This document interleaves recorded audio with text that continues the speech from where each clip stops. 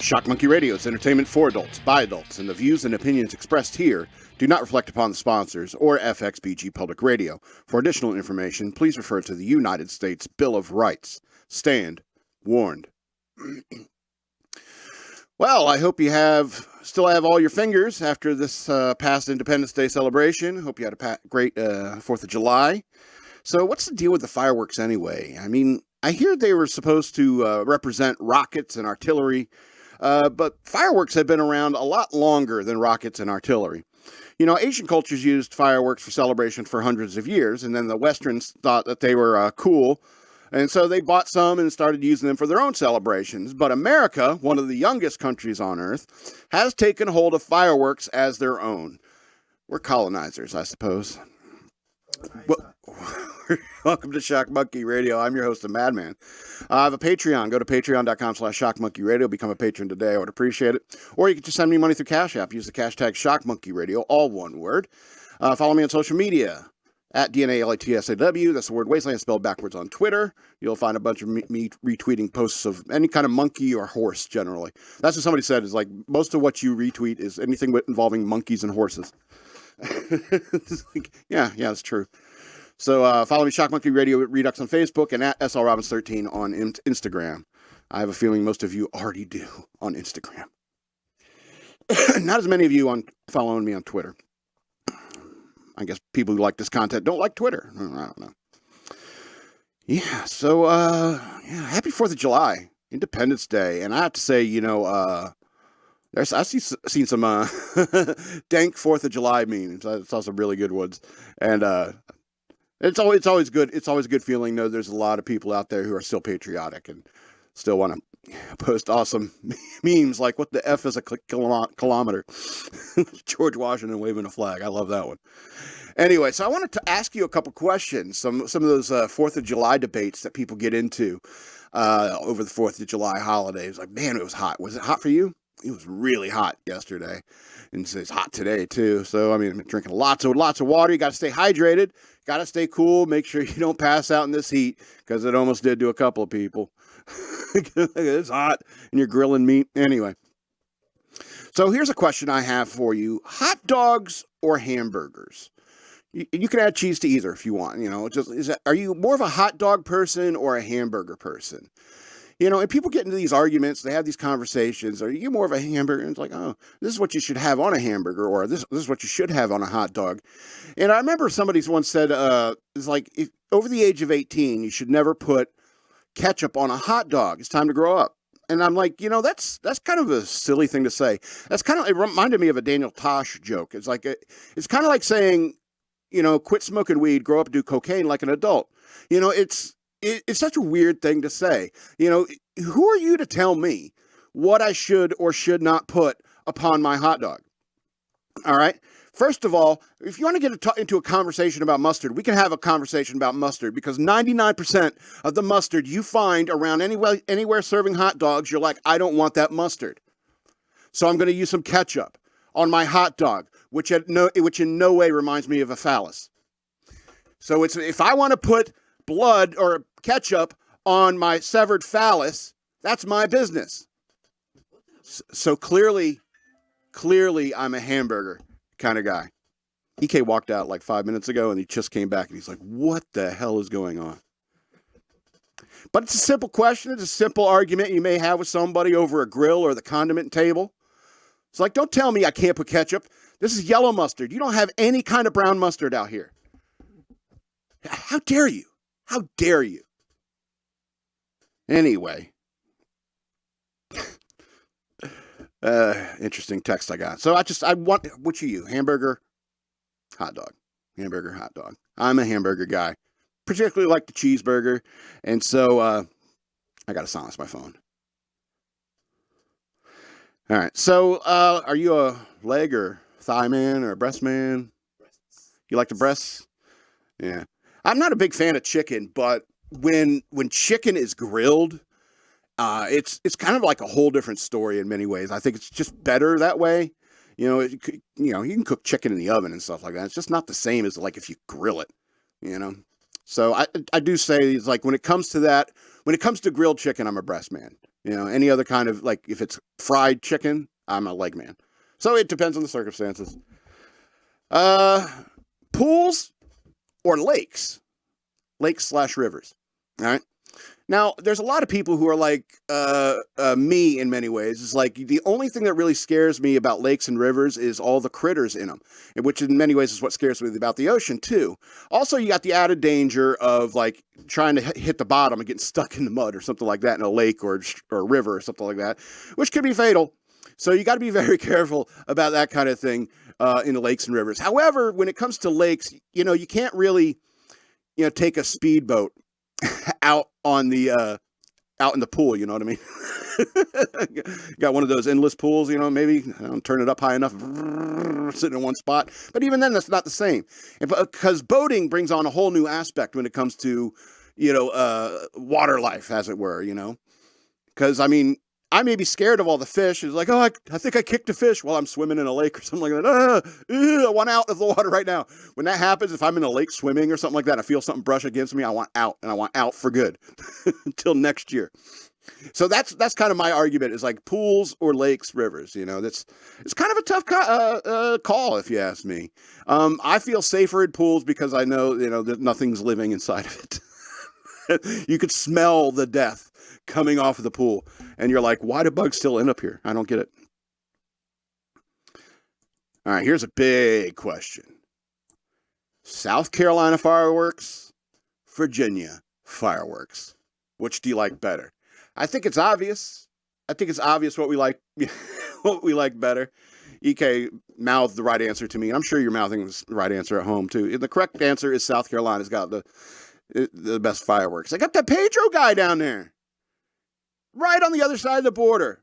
They got that Pedro guy. Then you can get any kind of firecracker you want, anything you want, and then drive back to your home state on I-95. What a weird country, weird capitalist country we live in. You know, and so I was taking a look at a fireworks stand around here the other day, and I was like, should I pick some up? And I'm like, no, 1,000 times no. There's nothing fun. It's like it's like that guy from Joe Dirt. He's like, I like the sparklers and the snakes. It's a ton of stuff like that. Smoke bombs, sparklers, snakes, and fountains, like 30-second fountains that shoot 2 feet in the air. It doesn't shoot in the air. I don't really want to play with it. You know? It's just probably the bad way to refer to it. You don't play with fireworks. It should be handled responsibly by responsible, sober adults. So, I mean, I think it's a very interesting question about states' rights as well. You know, when people want to talk about these cultural and social issues that are going on in our country, where you may be able to go from one state to another for a different type of service, you know, would it ever get to a point where, you know, somebody says we have a moral responsibility because people are sneaking illegal fireworks into states where those fireworks are illegal, setting them off and people are getting hurt. So we're going to start putting checkpoints up right there at the border with North Carolina and South Carolina. So anyone's like, we're going to search your car for fireworks. You see what I'm saying? It brings up a very interesting conversation about the way the laws work within our republic and how states interact with each other in a commercial sense. You know? So you thought we were just going to talk about fireworks, and I made it into something deeper. I dragged you over to the deep end of the pool because I'm not going to be in the deep end of the lake. No way. Because people are always, every single lake, it's like they say there's a sea monster in here. And it's like, you know, Loch Ness, they ruined it. They ruined lakes for me. Because I went to Lake Champlain and they're like, oh yeah, there's a Champy. That's a sea monster in here. And it's like, no, I'm never going to swim in that lake. You know, I lived up in Lake Placid, New York, and there's some lady who supposedly like tied an anchor to herself or something like that and threw herself in the lake. That's terrifying. And they never found her because the lake is so deep. You know, those lakes up there in like the Adirondacks and in the mountains and stuff like that, they go way super deep. They go all the way to Agartha. You know what I'm saying? All right, so let's move on to this next Independence Day subject. Taxation or theft? Which do you think it is? Taxation or theft? You know, a lot of people who say like all taxes are theft. I have to say, you know, every single government that has ever existed has exacted taxes upon their citizens. If you want to have a conversation about, because, your government needs money to operate. But if you want to have a conversation about what your government is spending that money on, yes, we can have a conversation about that. You want to have a conversation about lessening the amounts of taxes? You want to have a conversation about personal property tax and how it's ridiculous? You have to pay taxes on stuff you already own? You want to talk about your personal your property tax, your property rights, what you can, like collecting rainwater, you got to deal with all sorts of these laws and craziness. So you want to talk about changing the laws and changing the taxes? Absolutely, let's have this conversation. If you want to have a conversation about what they're spending your tax money on, absolutely. And I'm all about cutting taxes. But you need to be reasonable about this. Not all taxation is theft. If you want your government to operate, they're going to need some funds. And truly, they have been milking us for far too long, and they have gone far too wasteful. And all these agencies, these bureaucratic agencies, have been overstepping their authority for quite a while now. Since, I don't know, Ruby Ridge. I don't want to take a turn. But hey, God bless America. So the question really is, at the end of the day, which do you prefer, freedom or tyranny? And I don't know about you, but what I celebrated yesterday was the freedom from tyranny. And when I start seeing tyranny start raising its head up in these streets, that really gets my goat. All right? I really don't like that. I don't want this country to turn into France. I don't want our country to be more like Europe, because it's craziness over there now, And anybody who pops their head up, it's like, well, we're going to try to make people all do this thing. You can't say this. You must wear a mask there. That is tyranny. That is tyranny of government. That is tyranny of the culture coming into your life. And I'm a fan of freedom. And I don't think anybody in this country should be telling other people what to do. Unless you're doing something illegal. Like, I don't know, flashing your genitals at kids in the middle of the street. That seems like something that should and always should be illegal. Right? But I look around these days, it's like, oh, if you say something, you're some kind of ist. And, up your nose with a rubber hose with your tyranny. Anyway.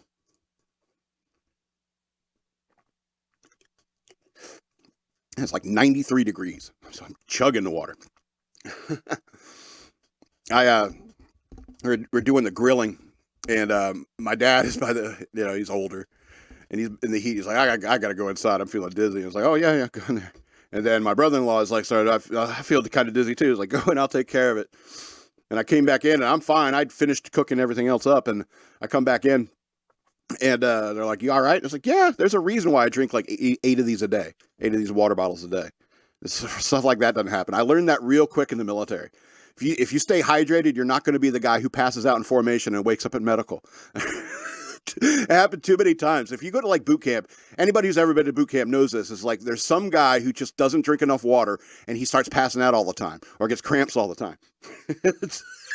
You're just getting yelled at all the time. Drink more water. And his nickname eventually becomes something like H2O or Hydrate MFer.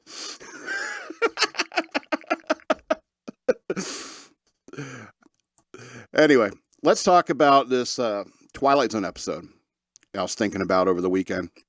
It's called Number 12 Looks Just Like You. Now, just notice that this actress and this actress is the same person. All right. They did it like a split shot in a mirror and they overlaid it. It's like they did really interesting practical effects back in the 60s to get away with writing a story like this. Now, the story is this. It takes place in a distant future or something like that. And every single person at the age of 18 chooses a body type. There's a selection of like 12 body types, which is 6 for each gender. And you, at the age of 18, you pick one of these body types. And they're all beautiful model-like body types. And everyone's fit, And so at the age of 18, that's when people they get to select which body type they have. And so the story is about this young lady who eventually becomes this young lady. And when she starts out, she's about 17 years old, about to become 18, and it's about to be her time to pick a body. And she's kind of homely, like average. She was like average, I guess, for the time. And everyone looks like a model. They say, yeah, I've been divorced like 4 times. Everyone's a slut in this, you know. It's like, because everyone's been divorced and remarried several times, you know. And everyone's saying like, oh, you seem like in a bad mood. Here, have a glass of instant smile. And ooh, what's it? Tastes like SSRIs. Yeah, it's kind of an interesting episode if you take if you really look at it, especially in the lens of the modern times. And you start finding out a lot of stuff that's interesting, because this little girl who's about to turn 18, she's resistant to the idea of picking one of these bodies. She kind of wants to stay who she is, looking like who she is. So I look like my father looked, who you find out died because he was a dissenter to the government and fought against this whole conformity nonsense. You're like, oh, this is it getting interesting. And, and it starts becoming this tale about individuality and how, they keep sending her to like psychiatrists and counselors. And they all assume it's like, oh, well, most girls are usually terrified, they're not sure how it's all going to turn out and so forth. And she's like, no, I don't want to have it done. And they're like, really? You don't want the procedure you don't want to be beautiful like everyone else? And it's like, and she's like, no, I want to be unique. I want to be an individual. I don't want a glass of instant smile. Sometimes I don't want to be smiling. Sometimes I want to be sad. Because my dad was killed for being a dissenter for this weird ass government you got going on. And so eventually they pressure her into picking her body type. So you see these 2 girls, they're obviously the same actress, right? But this one over here, she is the best friend of the girl in the main character of the story. And she's trying to convince her to go ahead and pick a body type. And what she picked was the same body type as her best friend, which is very creepy, and equally as creepy as what they were doing, trying to force her to become something she didn't want to be, And so I think it's kind of interesting to look at that, especially episodes like Twilight Zone, because so much more thought was put behind every story back in those days. And this supposedly takes place in the far distant future, and for all I could remember, it could have been 2023. And this is 2023 from a Twilight Zone episode where everybody's drinking instant smile. Everyone's medicated on SSRIs. They're all on antidepressants. They don't want to talk about heavy subjects. They want you to pick a type and stay in it. Pick a brand and be it.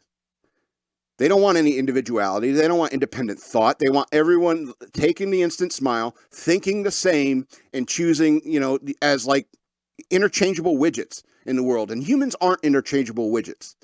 They simply are not. And that's what the whole moral play of this episode was about. What I also think is interesting is that I think in this shot, I think they got, like all the principal actors.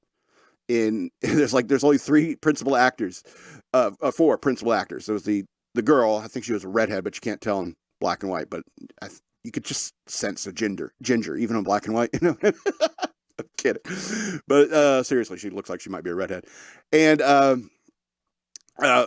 so there's only like 4 principal actors. And so because everybody in this place all have same body types, there's like the extras in the hall are just the other actors walking behind them, stuff like that, or the 2 extra actors who aren't the principals in the scene. They're having a conversation in the background. They're just 2 completely different people with the same body types.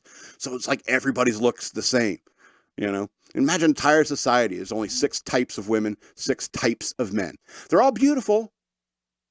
They're all fit. But how boring and mundane that world would be. They don't write them like they used to. All right. Let's talk about a movie I watched over the weekend. It's called Clash of the Titans. Have you heard of it?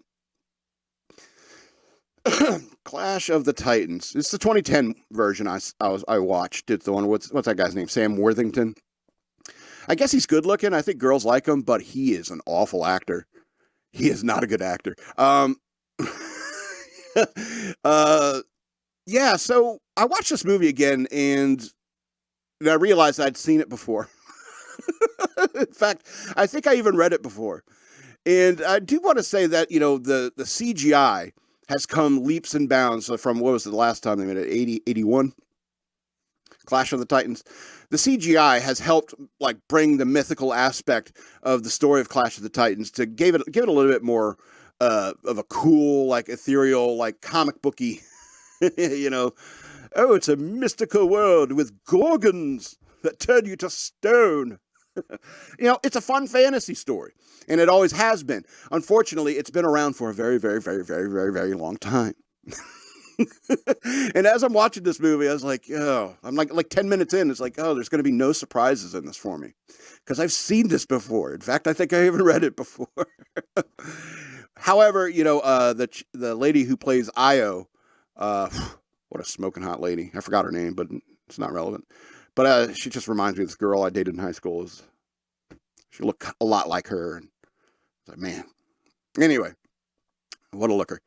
But Clash of the Titans is about this guy, Perseus. And Perseus is a demigod. That means that Zeus, like, seduced his mortal mother. And, yeah, there's this weird, like, gods and humans breeding together. All that kind of stuff that, you know, most lore in that era had a lot of talk about. It's like, oh, yeah, the gods came down and banged the ladies all the time. It's hard to stop them because they pop out these kids that were badasses.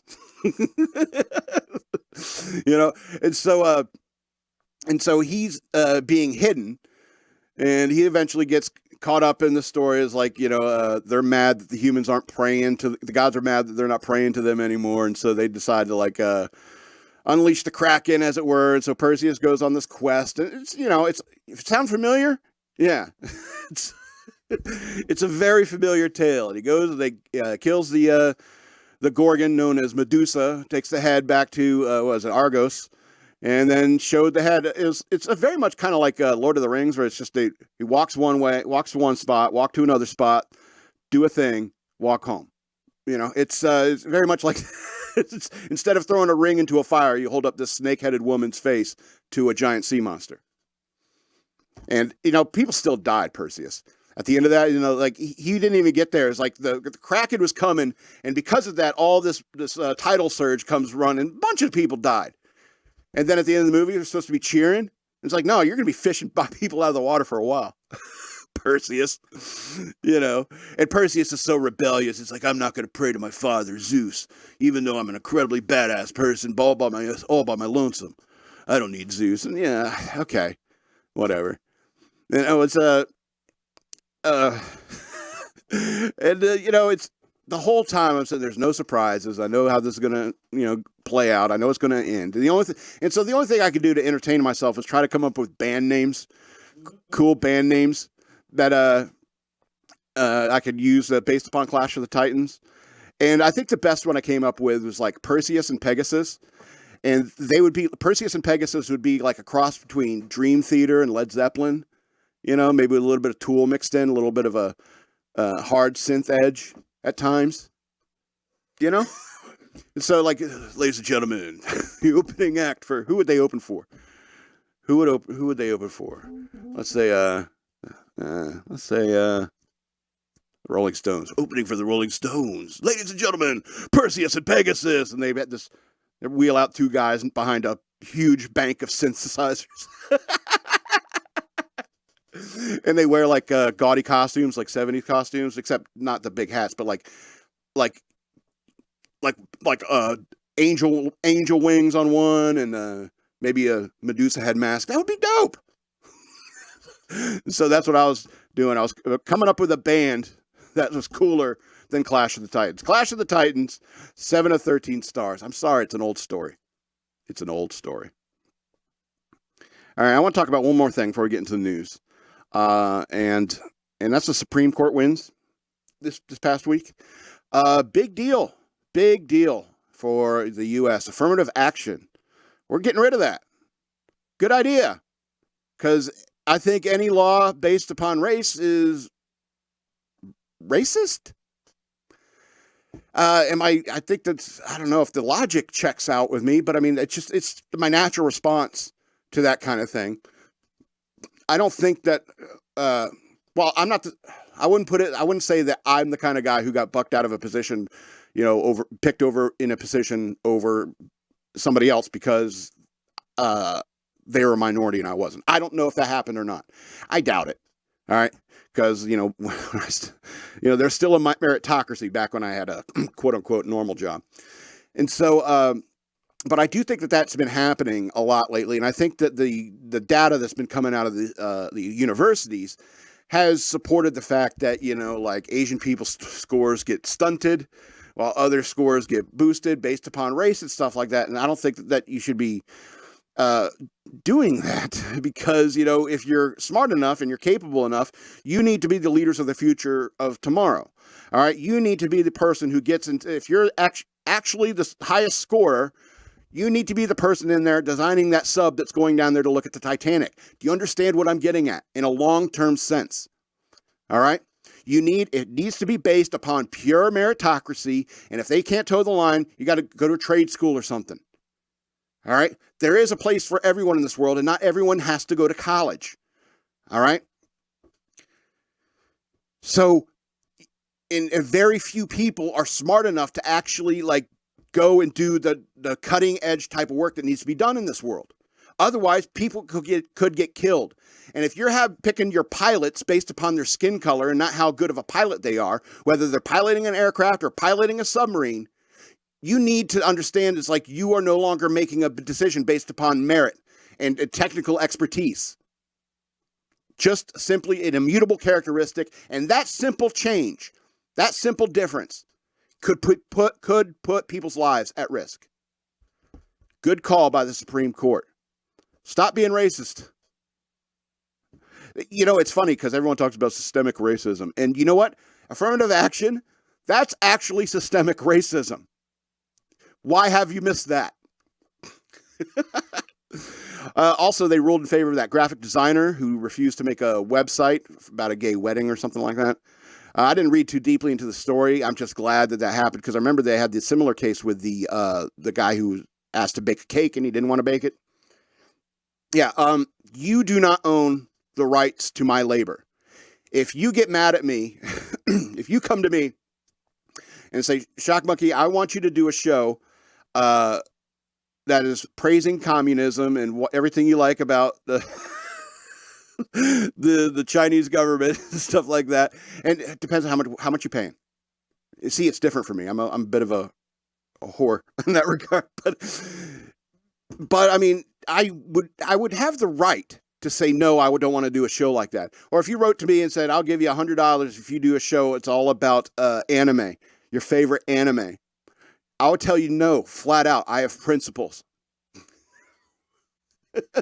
give me a list of your private, personal, top 10 animes. It's like, no, never. You will never find any kind of content like that from me. You can't even buy that content. You do not own the right to my labor. And that's the point. That's the whole point of this is like, I don't agree with the message of this website. I don't want to be part of creating it. There are plenty of other graphic designers out there. Go find one. That's the point. That's how free markets work. All right. If you come to somebody and say, you have to sell me this. It's like, no, I don't. Get out of my shop, and I'll throw the tomato you're trying to buy at your face as you're going out the door, I think that, every business has a right to reserve, selling to anybody for any reason. It's like, I don't want people with the things in their ears, the spacers in their ears. You're not allowed in my store. Get out of here. It's like, why? It's like, I'm picking arbitrary things to be hateful about. So I'm not hateful about real things.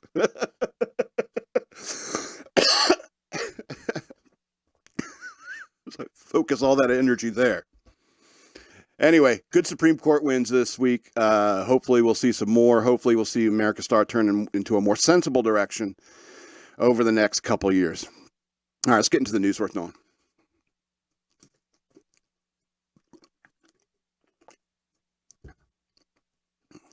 Secret Service investigating suspected cocaine discovered in the White House. There had to have been someone like running around like corner popping their head and, hey, General, did you leave your cocaine in that near the table by the server room? No? Okay. I'll ask somebody else. Hey, you're the aide, right? Did you leave your cocaine on the table by the server room? No? Okay. You got yours? Okay. It's in your pocket? Okay. Mr. President, did you leave your cocaine over by the table in the server room? No, you got yours? How about Hunter? Does he have all his? All his rock and everything? Okay, good. He's on his way to Vegas. Okay.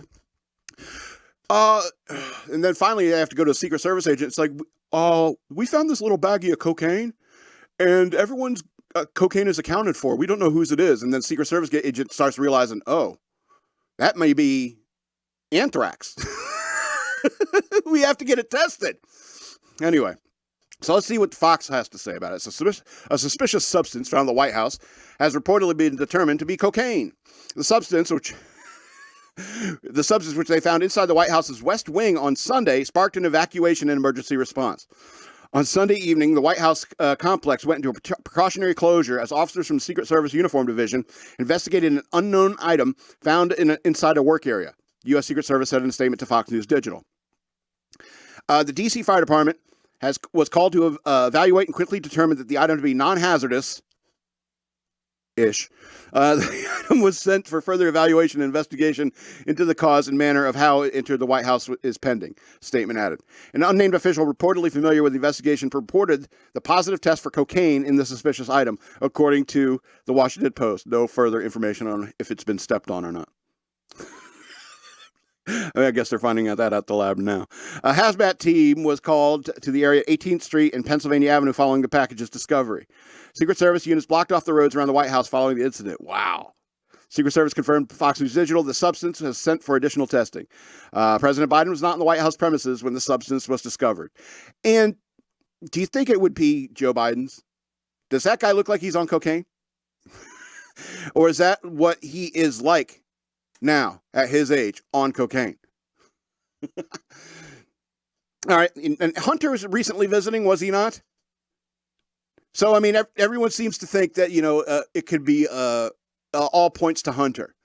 All right. But here's the thing. Like I was joking earlier, is that, don't worry, we're going to stay on the subject for a while because it's full of potential comedy. So, it could have been a situation where everybody knew that their cocaine was accounted for. It's right here in my pocket, I leave it in my car after lunch. It's I don't want to be too wired when I get home, and I want to be able to eat dinner. So, and then they're immediately everyone starts blaming Hunter Biden. Imagine number one, it isn't Hunter Biden's cocaine, and he would be the first one everyone would suspect of leaving his cocaine in the West Wing. All right. So imagine Hunter on the phone, because apparently he drove from here to Vegas or something like that. And they're calling him over. It's like, did you leave your cocaine in the West Wing? And it's like, it's not mine. All my stuff is accounted for. And imagine how personal you would take it. It's like, I know I'm that guy. I know you think I'm the guy who would have left the cocaine, but it wasn't mine. Okay. Imagine being falsely accused of that. All right. And here's the other thing. It's pretending cocaine has never been in the White House is an absurd fantasy. Yeah. Forget that. It's how do you think these people that work like that? They're probably all doing it. And plus, there's a time when cocaine was legal. So you could have been talking about Warren G. Harding or Grover Garfield or Grover Cleveland or something like that, frequently using cocaine to keep his day going. Also opium and laudanum. A lot of stuff was legal. It was in Coca-Cola. It was the Coke in Coke. So I mean, don't pretend it's never been in the White House. It's been probably, it's the workhorse of this country in many ways. I worked in construction. I know how it goes. You get a little toots magoots with your coffee. You hang 100 sheets of drywall. You go to lunch. You have a beer. You smoke a joint, and you go and hang another 100 sheets of drywall. I know how it works. This country's built upon cocaine. And when it comes to people using drugs in the Oval Office and in government, it's as long as you're functional about it, I don't want to see some guy doing at this State of the Union, slurring his words. And then we're gonna go into Ukraine and stuff, and we're gonna bomb some bad guys that probably have Russian accents. So we're gonna do that, and we're gonna do it, and we're gonna do it soon, and I'm gonna do it right in your faces. As long as it's not like that, as long as you're functional, and at least appear sober at work, I really don't care. Because I know what it's like to live and work in this world. I like my liquid edge blurring anesthetic as well. But I don't do it at work. Anyway, I used to do it on this. This was a job, technically, and I did drink on the show. I have drank on the show before, but I think it adds to the fun for me, at least.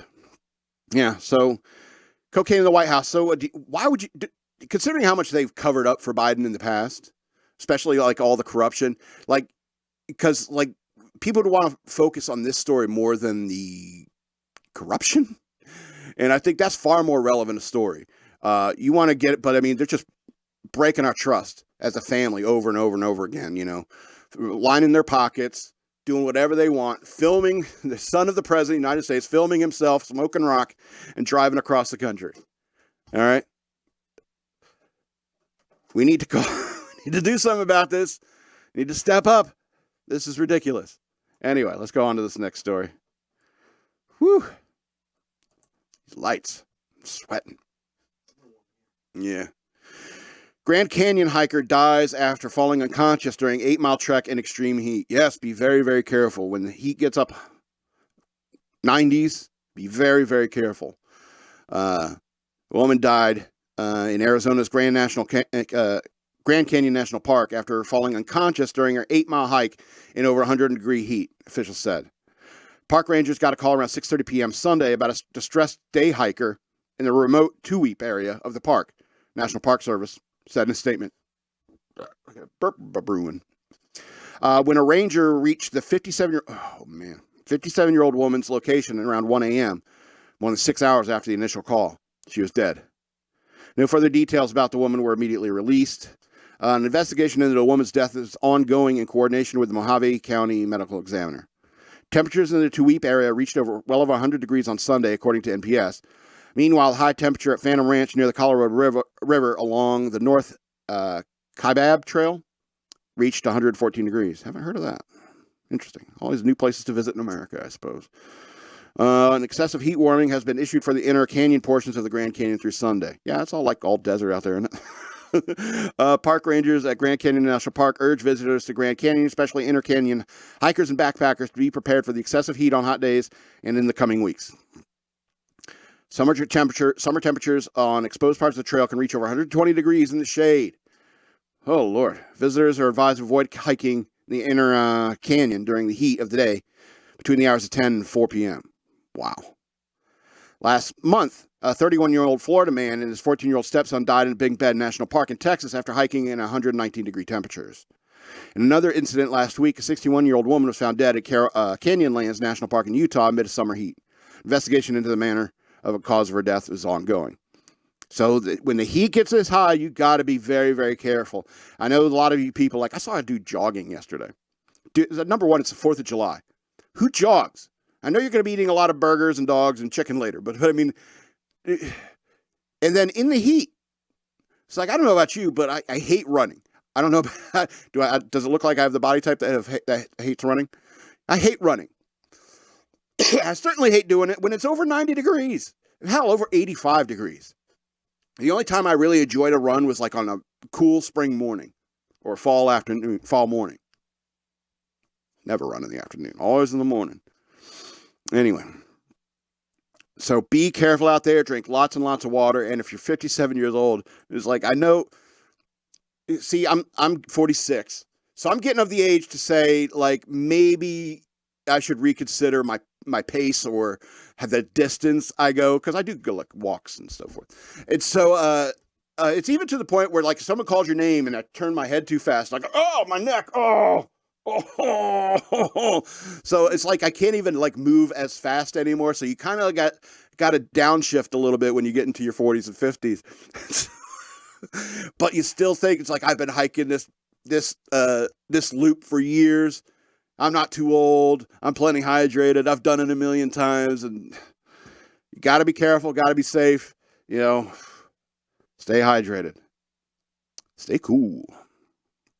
All right, let's go on to this next thing. We're talking a little bit more about the Supreme Court again. But Democrats ramp up pressure on Biden to pack the Supreme Court after the latest rulings. So that's how it works. We don't like what they did, so we're going to stack the deck now. Okay. Democrats are ramping up pressure on President Biden to pack the Supreme Court following the series of legal losses for the party last week. The Congressional Progressive Caucus redoubled its efforts to impose term limits and confirm new justices to outweigh the current 6-3 conservative majority. Democrats, see, that's what's funny about Democrats. I think just by the laws of numbers, that means more Democrats means they'll eventually have a majority. They already packed the court once. There's too many as there is. Anyway, Democrats have also pushed claims that the current court is illegitimate, an argument Biden himself contributed towards at the end of the affirmative action last month. After the end of affirmative action last month. Quote, we must pass Representative Jerry Nadler, Hank Johnson, and Mondaire Jones Judiciary Act to add justices and expand the Supreme Court and the Supreme Court Ethics Recusal and Transparency Act to institute a Supreme Court ethics and recusal standard and require disclosure of lobbying and dark money interests. Representative Pramila Jayapal from Washington, chair of the Congressional Progressive Caucus, said in a Wednesday statement. No, because the only reason you're the chair is because of affirmative action. Okay. Sorry. There's a reason why the judges did this. It's something called justice. That's kind of their job. Anyway. Quote, recent partisan decisions by the Supreme Court that destroyed historic protections for reproductive rights, voting rights, and have undermined public trust in the court, even as in inappropriate financial relationships between justices and conservative donors raise new questions about its integrity. What about Democrats and their Ukrainian donors? That's what, well, no. The Democrat from Virginia, Don Beyer, said about integrity. From Virginia. Biden has so far resisted pressure from his party to pack the Supreme Court. When he entered office, he ordered a presidential commission to study the court and make recommendations about necessary reforms. The commission's report recommended against court packing, a practice Democrats have pushed to reterm as expanding the court. Representative Nancy Pelosi from California made sure to keep the door open to the court packing in a statement after the commission's report on January 25th. Quote, it's been over 150 years since we had an expansion of the court, Pelosi told MSNBC host Jen Psaki. It was in the time of Lincoln that it went up to 9, so the subject of whether that should happen is a discussion. It's not, say, a rallying cry, but it's a discussion. The president formed a commission. They did not recommend expansion of the court. That shouldn't be the end of it. Well, we haven't done it in a while, so it must be time to do it, right? She added, but there certainly should be term limits. There certainly should be, and if nothing else, there should be some ethical rules that would have to be followed.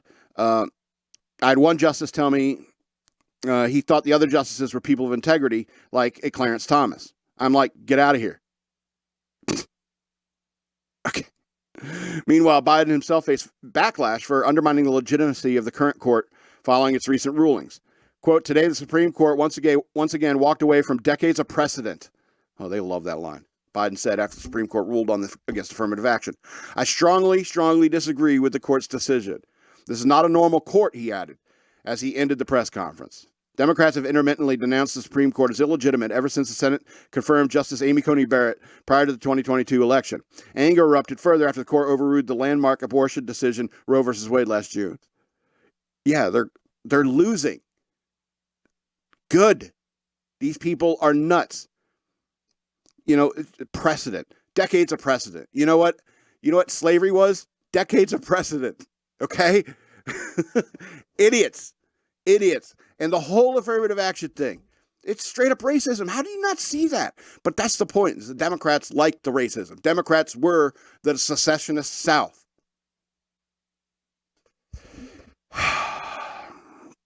It's not a normal court. See, I don't even like that the court was expanded under Lincoln. I think Lincoln made mistakes. All right, if you want to get into that conversation, we can have that conversation. I think he made mistakes. I don't think he should raise an army to go against another state. Seems like it's something you could have worked out in a political manner. I didn't like the idea of expanding the court. A smaller government's always the answer. Anyway, so why do we need a House of Representatives? Anyway, so, they always got this, decades of precedent. a bad decision is a bad decision when it's, it's like, hey, we need to cut out these bad habits because it's having an impact on people. People, like Elizabeth Warren, who pretended to be a Native American. And why would she do that? Why would people who are white, like me, why would people claim to have Native American status if they're applying for college? Why would they do that? So they could be listed as a minority, more likely to be accepted? Why have people been doing that? Why have been like white people been pretending to be black? Why does that happen? I think they even did movies about it back in the 80s. People paid because it's blackface. This guy pretended to be black to get into a college. What was that called? Soul Man? Soul Man. Yeah, Soul Man. Man, what the 80s, huh? Anyway, lots of silliness in the Democrat side as per usual. All right, let's talk a little bit about stuff going on across the other side of the world. Hong Kong makes first conviction for disrespecting the national anthem after YouTube video edited song out. Surprised we're even hearing about it. So a photographer in Hong Kong has been convicted of disrespecting the Chinese national anthem. Cheng Wing Chun, 27, is the first person to be convicted under the law after he edited footage of the fencer Edgar Chung Kalong at the Tokyo Olympics award ceremony to replace the Chinese national anthem with the protest song Glory to Hong Kong. I like this guy. The defendant replaced the national anthem played during the ceremony with Glory and edited the footage in a way to make it seem like people applauded for it after it was played. Magistrate Winnie Lai Man said, according to a report from South China Morning Post. Quote, this behavior clearly undermines the dignity of the national anthem as a symbol and a sign of the People's Republic of China, the magistrate added. Cheng has maintained that he did not intend to disrespect the national anthem nor the Chinese government with this video, which he originally posted publicly on YouTube and later set to private. The conviction carries a maximum sentence of 3 years imprisonment and a fine of up to 50,000 HK. I'm not sure what they use. Hong Kong dollars? I don't know. Which is about 6,385 US dollars. Nothing to sneeze at. Quote, Glory to Hong Kong is a protest song that became popular during the 2019 demonstration against the Chinese Communist Party. Cheng is set to return to court July 20th for sentencing. Yeah, if you remember, China took possession of Hong Kong, and now they're just trying to quell that rebellious population of Hong Kong. God, I hate the Chinese Communist Party. I hate these evil dictators who have rule over the lives of these millions of people, keeping them in poverty, keeping them silent, keeping them like sheep, keeping them in pens, treating them like animals. It's awful. I love and weep for the Chinese people, the people who cannot seem to get out of this mess.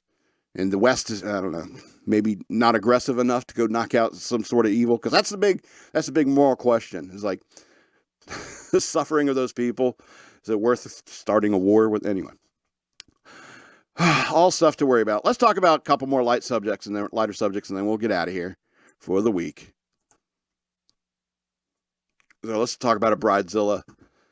Advice columnist mocks liberal bride who forbade conservative uncle from wedding, but still wants $1,000 cash gift. So, a mother sent a letter to the popular Ask Amy advice column, seeing if she could press her conservative brother for cash after he was forbidden from his liberal niece's wedding. Twitter mocked her request, with one user responding, "Yup, that's progressive Gen Z for you. By the way, they want you to pay off their loans too." The quote, 4 months before my daughter's wedding, she told me that her uncle, my brother Dave, would make her feel unsafe if he was a guest. Were a guest. She asked me not to invite him. A mother wrote to the advice columnist.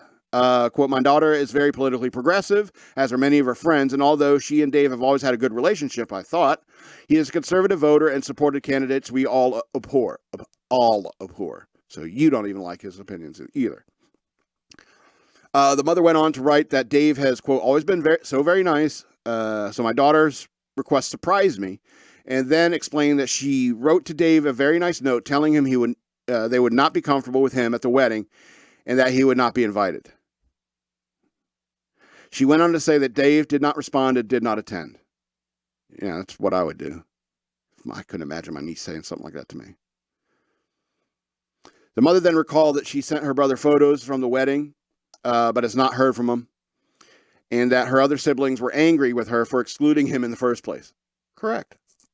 She then claimed that the other issue at hand was Dave has not sent my daughter or son-in-law a wedding gift. In the past, Dave has given family members wedding checks in excess of $1,000. She says she was counting on receiving the same type of gift. These entitled Gen Zers, these, ugh. I'll continue with the article before I start getting mad. The mother said that while her husband told her to drop the issue, she does not feel inclined to do so, so Dave's behavior is upsetting and embarrassing to me. After noting how the mother had rubbed the excluded guest's nose in this wedding by sending him photos of the event he was not pointedly been invited, advice columnist Amy Dickinson noted that while a bride is well within her rights to decide who would attend, the conduct afterwards is shockingly improper. The columnist recounted, let's recap. Your delicate daughter is too frightened to be near your conservative voter to allow her Uncle Dave to attend her wedding. Then she asks you to do her dirty work for her, and of course you do. It's your second problem, which I believe will enter the Bridezilla Hall of Infamy. In short, brides who are too afraid of family members to invite them to a wedding don't then get the pleasure of receiving their money, Dickinson wrote. You seem almost as afraid of your daughter as she is of your brother. But I hope you find a way to courageously tell her that the bank of Uncle Dave is closed, at least to your branch of the family. She went on to note that, if anything, the uncle and the mother derided for supporting candidates we all abhor is the most mature adult in the situation. The uncle, the mother derided, yes, most mature adult, yes. So far, your silent brother is the only family member who is behaving appropriately. He's steering clear, which is exactly what you have asked him to do, Dickinson wrote. On Twitter, user JHawkGen responded to the situation this way. This sums up the entitled leftists perfectly. Twitter user Tweety opined, yep, that's progressive Gen Z for you. By the way, they want you to pay their loans too. All right. Yeah, this entitlement. You know, you're not invited to the wedding, but we want your money. Isn't that ridiculous? Isn't that insane? You told me, you're too conservative to be a family member at a wedding. It's unbelievable. All right, let's get into this last story, and then we'll be out of here. So, live snake found in a bag of broccoli. Pretty frightening, says the grandfather. No kidding. So a grandfather received a scare when he opened a bag of broccoli and found a live snake tucked inside it.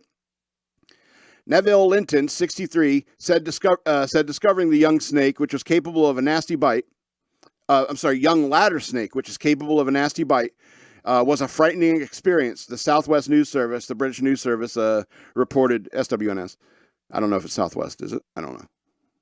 Reported of the incident. He said he bought the broccoli from an Aldi branch in Stourbridge, West Midlands in the UK on June 2nd.